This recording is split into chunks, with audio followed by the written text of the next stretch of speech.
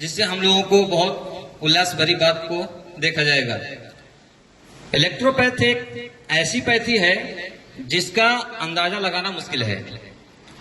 अगर समझा जाए तो जिस तरह से हमारी बॉडी में एक डिजीज आता है तो कई डिजीज को लेके आता है, जिसको हम बोलते हैं कॉम्प्लेक्स डिजीज। कॉम्प्लेक्स का मतलब कुछ होता है एक्यूट, कुछ सब एक्यूट और कुछ क्रॉनिक में चला जाता है। जब हम किसी डिजीज को क्रॉनिक को हम इलाज करेंगे तो उसके साथ 3 डिजीज अटैच रहेगा, सब एक्यूट भी रहेगा, एक्यूट भी रहेगा।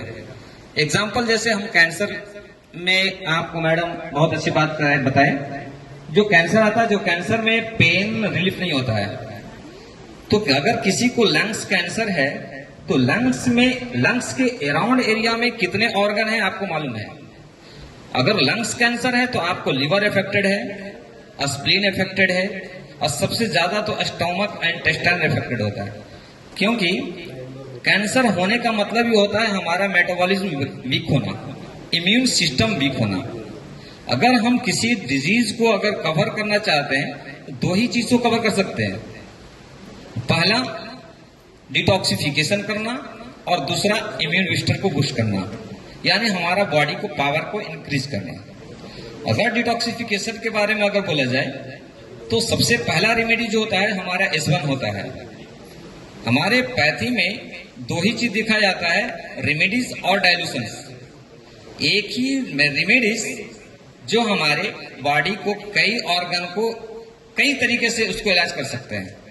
जैसे किसी को, हम अभी डिप्रेशन की बात हो रही थी, अनकॉन्शियस होता है, तो पेशेंट जब इतनी वीक हो जाता है, इतनी आपको ब्रीथिंग प्रॉब्लम होता है, जो सांस लेने नहीं आता है, उस दरमियान में आप ओनली 2 रेमेडीज से आप उसको कॉन्शियस को बिल्कुल मेंटेन कर सकते हैं।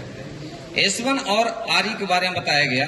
तो S1 RE को D4 में अगर RS बेस में अगर उसको बनाकर अगर 1 by 1 नोज से अगर इनहेल कर देते हैं, यानी सांस लेने के लिए बोलते हैं उसको, यानी सूंघने के लिए बोलते हैं, ओनली 5 मिनट भी नहीं लगता आपको बदहोश से बेहोश में आ जाता हो। जब S1 RE इतना इफेक्टेड होता है, D4 से हम दे रहे हैं, अगर पूरी बॉडी को डिटॉक्सिफिकेशन करना है तो S1 का अगर आप 1000 ले लेते हैं तो आपकी पूरी बॉडी को मेंटेन करता है।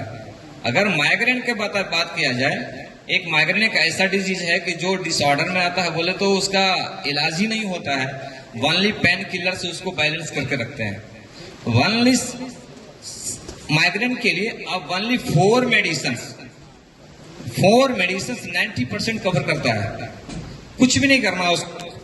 1 लीटर डिस्टिल वाटर लीजिए, एस्लास, C1, वर्वन और F1, उसमें एक ड्रॉप 4 मेडिसिन को उसको डालिए आप, और 105 स्ट्रोक डालें उसको, और 10 to 15 ml वाटर 3 टाइम दीजिए उसको।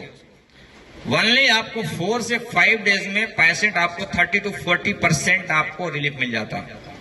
दूसरी, अगर इसमें फोरहेड एप्लीकेशन करना चाहते और बेहतर रिजल्ट करना चाहते हैं, आप लेना चाहते हैं, क्योंकि जब नर्वस सिस्टम जब वीक होता है तो बहुत ज्यादा सीवियर पेन अटैक होता है, तो उस वक्त आप उसको स्प्रे कर सकते हैं, यानी आपको एप्लीकेशन कर सकते हैं फोरहेड पे।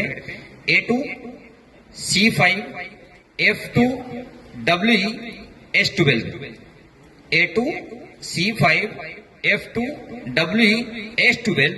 एक ये ऐसा फोरहेड कंप्रेस बनाया मैं एप्लीकेशन, जिससे आपको बच्चे को मेमोराइज का बूस्ट करता है। एज फैक्टर वाले को जो याददाश्त चला जाता है उसको मेंटेन करता है। रेटिनोपैथी अगर आता है तो रेटिनोपैथी को भी मेंटेन करता है, क्योंकि इसमें आपको S12 में